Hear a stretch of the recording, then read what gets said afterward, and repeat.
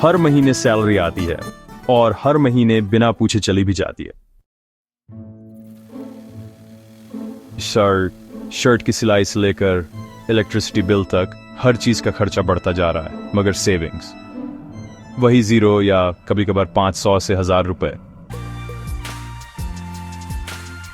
आज middle class का सबसे बड़ा दुख क्या है? मेहनत तो बहुत करते हैं मगर पैसा कभी टिकता नहीं। और यहीं से शुरू होती है रिग्रेट की कहानी, जो आगे चलकर बनती है फ्रस्ट्रेशन, गिल्ट और हार मान लेने वाली मेंटालिटी। राइट? लेकिन एक सवाल है, क्या ये सब टाला नहीं जा सकता? क्या आज से थोड़ा संभल कर चलें तो कल रोना नहीं पड़ेगा? जवाब है 100% हाँ। आज इस इमरजेंसी आएगी, our बस ये तय है, तैयारी तुम्हारे हाथ में है। हॉस्पिटल में एक रात का बिल 20,000 रुपए हो सकता है। जॉब लॉस एक व्हाट्सएप मैसेज से हो सकता है। फैमिली में कोई ट्रेजेडी किसी भी दिन आ सकती है। मगर सवाल यह है, तुम इसके लिए तैयार हो या नहीं? मिडिल क्लास के ज्यादातर लोग इमरजेंसी आने पर पैसों के लिए अक्सर हम रिश्तेदारों से उधार मांगते हैं, गोल्ड बेचते हैं या फिर हाई इंटरेस्ट लोन लेते हैं। क्यों? क्योंकि इमरजेंसी फंड नहीं बनाया था। देखो, सिर्फ आर्स 500 महीने से शुरू करो। SIP जैसी हैबिट बनाओ। इमरजेंसी फंड ऐसा होना चाहिए जो कम से कम 6 महीने के खर्चे कवर कर सके। रिटायरमेंट दूर है, लेकिन तैयारी आज से ही करनी होगी। आज तुम जवान हो, एनर्जी है, इनकम है, ऑप्शंस हैं, मगर ये हमेशा नहीं रहेगा। 65 की उम्र में जब इनकम बंद होगी और हेल्थ भी साथ नहीं देगी, तब वही काम आएगा जो तुमने आज संभाला है। EPF, PPF, म्यूचुअल फंड्स, ये सब टूल्स हैं फ्यूचर सिक्योर करने के लिए। तो अगर हर महीने 2000 रुपये भी SIP में डालते हो तो 20 साल में 20 लाख रुपए से भी ज्यादा आराम से बन सकते हैं। और यही पैसा बनाएगा तुम्हें इंडिपेंडेंट, ताकि किसी बेटे या बहू पर डिपेंडेंट न रहना पड़े। लाइफस्टाइल बढ़ रहा है मगर माइंडसेट अब भी पुराने जमाने का है। आजकल EMI पे सब मिल जाता है, phone, TV, bike, travel package. पर जो नहीं मिलता वो है पीस ऑफ माइंड। आज तुम 50,000 कमा रहे हो मगर 55,000 खर्च कर रहे हो। क्यों?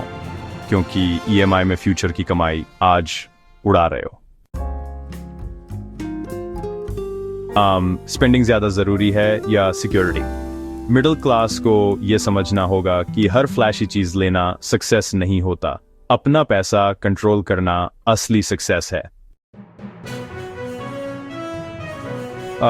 पैसे सिर्फ खर्चने के लिए नहीं, पढ़ाने के लिए भी होता है। सेविंग्स एक अच्छी बात है, लेकिन इन्वेस्टिंग उससे भी जरूरी। आज जो 1000 रुपए तुम FD में डाल रहे हो, वही अगर SIP में डालो तो 10 साल में डबल ट्रिपल हो सकता है। इन्फ्लेशन साइलेंटली तुम्हारी सेविंग खा रहा है। अगर पैसा बढ़ाना है तो उसे इंटेलिजेंट तरीके से इन्वेस्ट करना सीखो। Index funds, ELSS, gold bonds, low risk वाले ऑप्शंस भी हैं जो सेफ और ग्रोथ दोनों देते हैं। फाइनेंशियल एजुकेशन नहीं, इसलिए लोग बेवकूफी करते हैं। LIC ही सबसे सेफ है। FD से अच्छा कोई ऑप्शन नहीं। शेयर मार्केट तो जुआ है। ऐसी बातें सुनकर हमने पैसा संभालना सीखा ही नहीं। आज के दौर में YouTube, ब्लॉग्स, कोर्सेज से नॉलेज मिल सकती है, बस सीखने की इच्छा होनी चाहिए। फाइनेंशियल नॉलेज तुम्हें अमीर बना सकती है, सैलरी नहीं, समझ तुम्हें उठाती है। भी हर महीने थोड़ा भी बच रहा है तो तुम जीत रहे हो।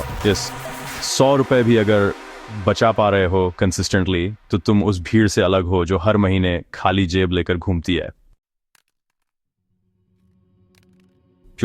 पैसेस एक ऐसी चीज है जो धीरे धीरे ही बढ़ता है, लेकिन बस शुरू करना होता है। आज छोटा लग रहा है, कल वही फाइनेंशियल फ्रीडम बनेगा। और अब सबसे इम्पोर्टेंट बात, अगर आज से पैसा नहीं संभाला तो कल कोई और तुम्हारी जिंदगी के फैसले लेगा। इमरजेंसी में लोन लेना पड़ेगा, रिटायरमेंट में बेटे से पैसे मांगने पड़ेंगे, सपनों को बीच रास्ते में छोड़ना पड़ेगा।